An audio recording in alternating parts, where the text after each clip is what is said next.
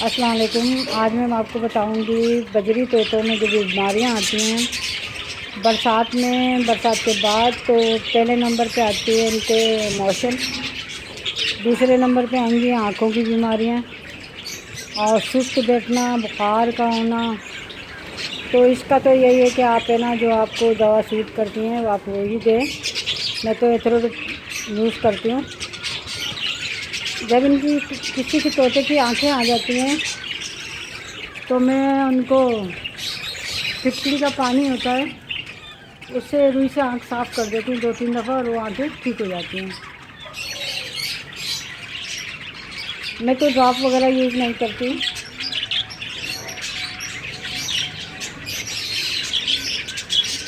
آپ دیکھ رہے ہوں گے یہ بچے بیٹھے ہوئے ہیں، برسات کا مزہ لے رہے ہیں یہاں پہ۔ میں دانہ ہے نا برسات کے موسم میں بہت کم ڈالتی ہوں تاکہ نا جو کھا لیں بچے نا۔ اس سے یہ ہوتا ہے کہ دانہ بچتا ہے نا تو اس میں میٹھے ہوتی ہے، تو پھر وہ بیماریوں کے چانسز زیادہ ہو جاتے ہیں، تو میں ان کو نا زیادہ نہیں دیتی۔ بس اتنا دانہ دیتی ہوں پیٹ بھر کے کھا لیں، پھر رات کو الگ دیتی ہوں۔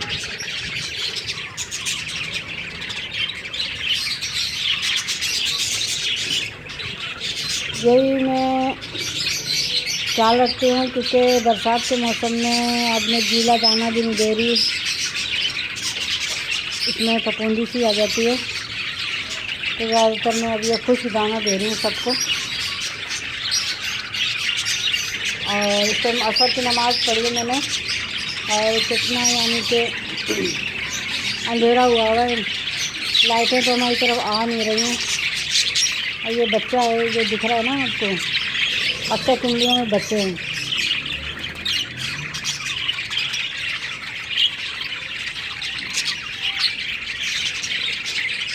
تو آپ کوئی بچے کو دیکھیں گے، یہ بچے ہیں اور ان کنڈلیوں میں بھی بچے ہیں۔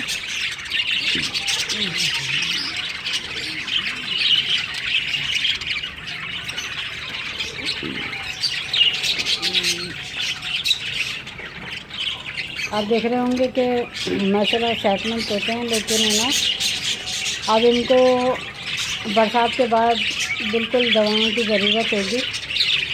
اینٹی بائیوٹک دوائی بھی دیتے ہیں لوگ۔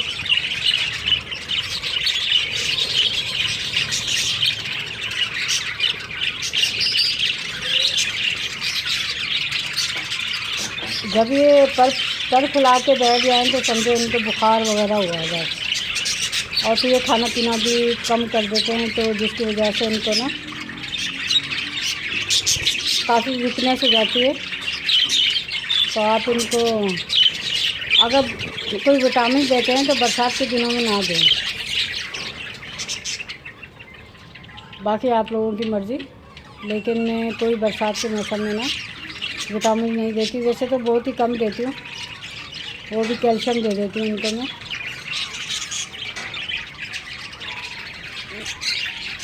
اس میں میرے کافی طوطے ہیں، کافی قسم کے ہیں، ریڈ آئس ہے، فیلو ہے، اور رینبو طوطے ہیں۔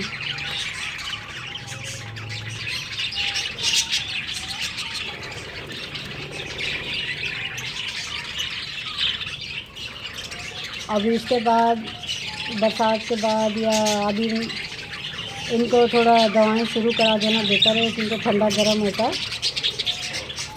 تو اس میں ابھی صبح کی شدید گرمی تھی اور اب ایک دم ٹھنڈا موسم ہو گیا، برسات ہو رہی ہے،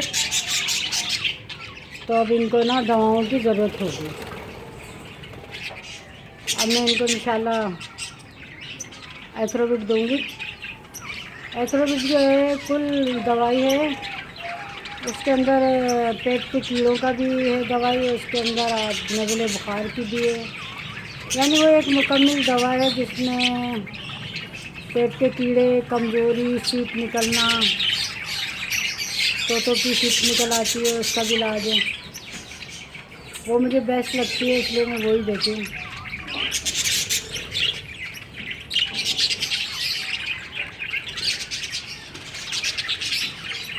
یہ میرا ریڈ آئس ہے وائٹ والا، ریڈ آئس اس میں کافی ہیں۔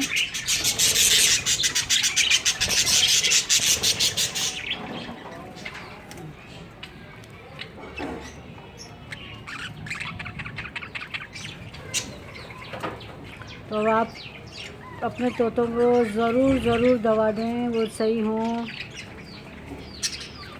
یا نہ ہوں، کیونکہ یہ جب بیمار ہوتے ہیں نا اچانک ہوتے ہیں، اتنے اچانک بیمار ہوتے ہیں کہ پھر یہ ہاتھ میں ہی نہیں آتے، مر کے ہی دم لیتے ہیں۔ اس لیے پیشگی ان کو آپ دوائیں دیں۔ اندھیرا کافی ہو رہا ہے ادھر، لیکن میں نے کہا برسات کے موسم کی وجہ سے یہ مووی بنا دوں۔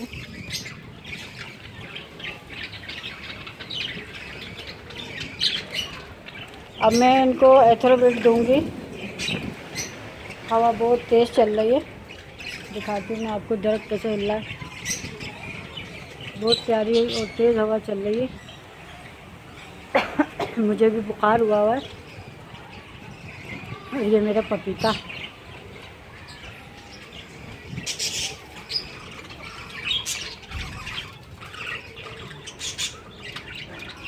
تو آپ یہ دیکھ رہے ہوں گے کہ دانہ اب اس میں تقریباً ختم ہو گیا ہے۔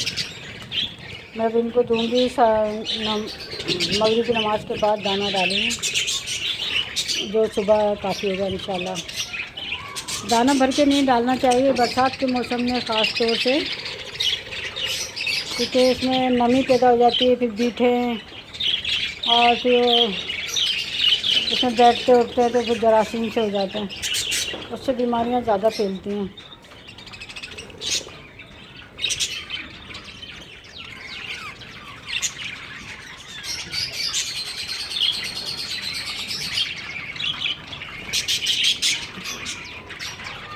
اگر اندر روشنی ہوتی تو میں آپ کو دکھاتی، کنڈیوں میں کافی بچے ہیں۔ اگر ڈھکنے اوپر اٹھا دیے نکال دیے جائیں نا تو اتنا مسئلہ نہیں ہوتا، جو بچے نکلتے ہیں نا وہ پھر گرمی سردی خود برداشت کر لیتے ہیں۔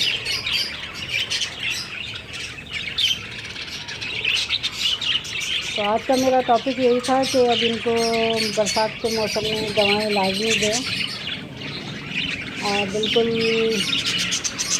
یہ نہیں سمجھیں گے ٹھیک ہے تو ان کو میں نا دوا نہ دوں۔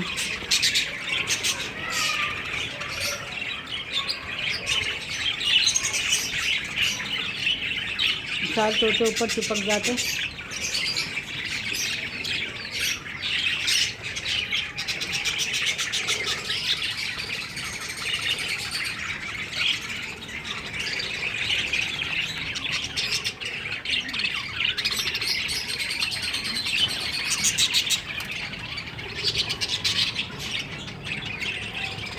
آنکھوں کی بیماری میں لوگ ڈراپ وغیرہ کا استعمال کرتے ہیں، وہ بھی صحیح ہے، لیکن پھٹکڑی کا استعمال مجھے زیادہ بیسٹ لگتا ہے۔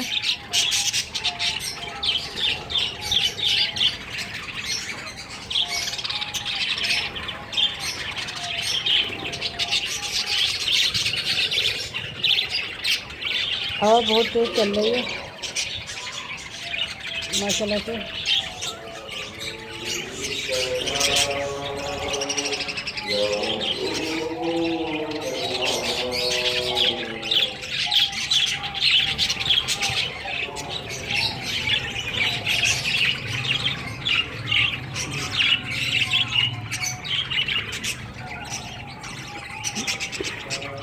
پنجروں کے اندر نمی آ جاتی ہے، تو آپ پنجروں کی صفائی کا خاص خیال رکھیں کہ نمی ومی نہ رہے۔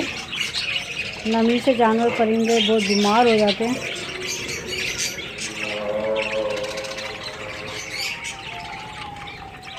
ہمارے قریبی مسجد ہے تو وہ درود شریف پڑھ رہے ہیں۔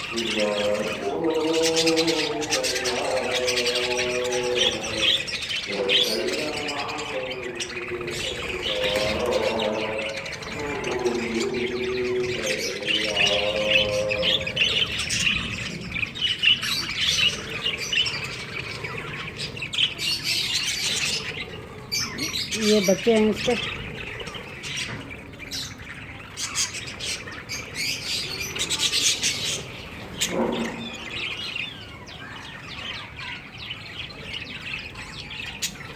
پرندوں کو بیماری سے بچانے کے لیے صفائی، اب یہ میں نے پلاسٹک ڈالی ہیں برسات سے بچاؤ کے لیے سارا اس پہ،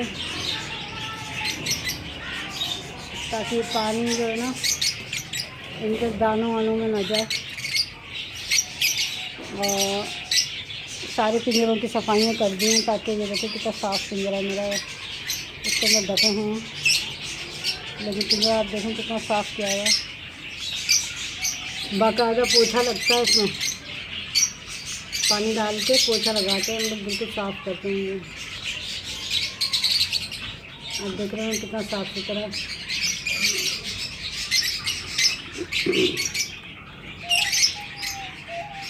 یہ خشک ہونا چاہیے برسات میں، برسات کا پانی اگر آئے تو آپ فوراً نا اس ٹینک یا کوئی کپڑا لے کے اور اس کو خشک کریں، یہ سارے پنجرے میرے خشک پڑے ہیں۔ اور دوسری بات یہ ہے کہ میں اس میں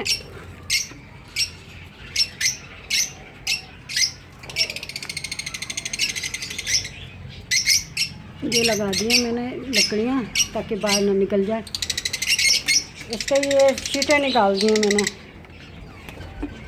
شیٹیں نکالنے سے یہ ہے کہ اس میں پانی وانی جمع نہیں ہوگا، اس میں کوئی پانی نہیں آتا، اس میں شیٹ لگی ہوئی، لیکن زیادہ تر نا اس میں مسئلہ رہتا ہے، یہاں زیادہ ہوتے ہیں تو اس میں سے میں نے شیٹ نکال دی ہے، اور یہ پلاسٹک کی ڈالی ہوئی ہیں برسات سے بچاؤ کے لیے۔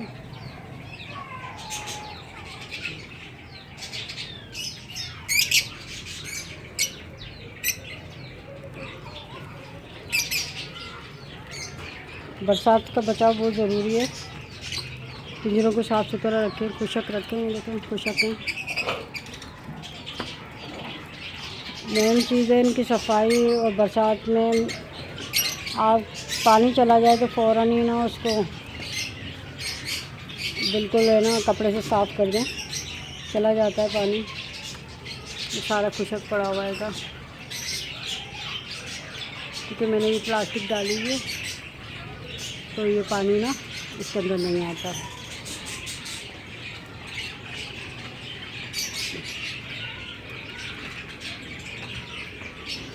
برسات کے موسم میں یہ پنجروں کو کور کرنا بہت ضروری ہے تاکہ پرندے بیمار نہ ہو، گیلے نہ ہوں، گیلے نہیں ہونے چاہیے پرندے، تن کے بیٹھا سامنے۔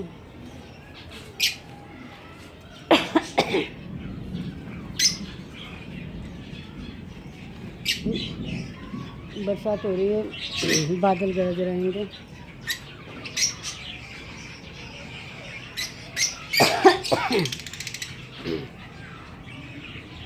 یہ میرے پٹھے ہیں اب ینگ ہو گئے،